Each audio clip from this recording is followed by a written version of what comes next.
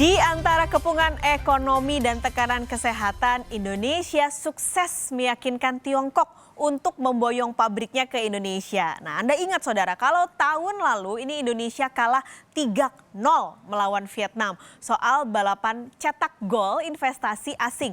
Saya akan paparkan kepada Anda siapa saja pabrik yang akan masuk ke Indonesia. Jadi ada 7 investor atau pabrik yang sudah pasti mengonfirmasi akan merelokasi pabrik mereka, didominasi memang dari Tiongkok. Nah, ini yang pindah ada 7. Ini akhirnya bikin Presiden Joko Widodo happy. Perasaannya berbeda kalau kita lihat dan ingat ketika waktu itu ada pabrik Tiongkok dan juga Jepang yang cabut nih dari Indonesia pindah ke Vietnam. Itu Presiden marah sekali. Nah, beberapa tahun terakhir Vietnam ini memang gila-gilaan merayu investor asing untuk masuk ke negaranya.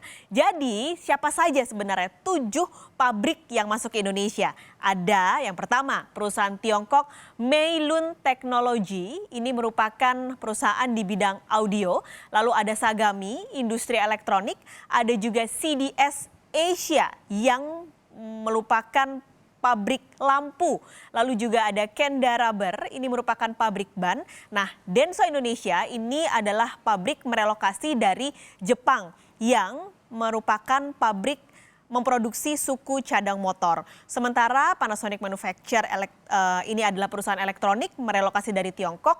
Dan yang terakhir LG Electronics merelokasi pabrik mereka dari Korea Selatan. LG Electronics adalah perusahaan elektronik.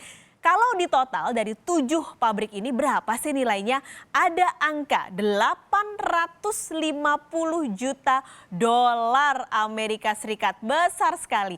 850 juta dolar yang kalau kita rupiahkan nih ya dengan kurs saat ini nilainya mencapai 11,9 triliun rupiah. Itu angka yang besar sekali dengan kondisi pandemi sekarang, ekonomi lagi sulit, semua negara sulit, kita dapat 11,9 triliun rupiah.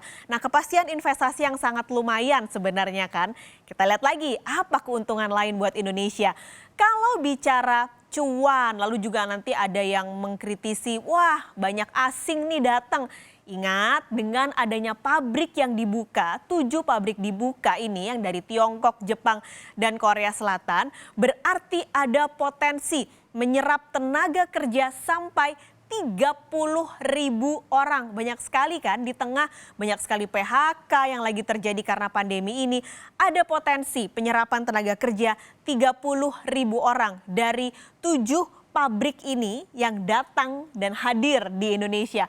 Akhirnya setidaknya bisa mengurangi angka pengangguran yang tadi sudah saya sampaikan, kena PHK dan terdampak dari COVID-19. Karena kalau dihitung Kementerian Tenaga Kerja ini menghitung yang sudah atau yang terkena dampak PHK mencapai 1 juta orang lebih. Nah, ini mengapa akhirnya Presiden kemarin datang langsung nih ke Batang, Jawa Tengah.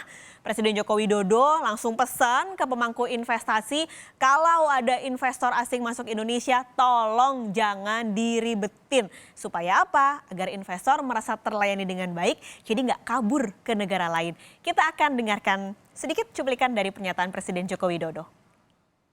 Kita ingin membuka lapangan kerja yang sebanyak-banyaknya. Cipta lapangan kerja, itu yang kita tuju ke situ. Oleh sebab itu, tadi sudah saya perintahkan kepada Menteri, kepada Kepala BKPM, untuk industri-industri yang akan relokasi dari Tiongkok, China ke Indonesia, baik itu dari Jepang, dari Korea, dari Taiwan, dari Amerika, atau dari negara manapun, berikan pelayanan yang sebaik-baiknya. Kalau ngurus izinnya sulit, saya perintahkan langsung pada Kepala BKPM, urus dari A sampai Z, selesaikan sehingga investor merasa dilayani.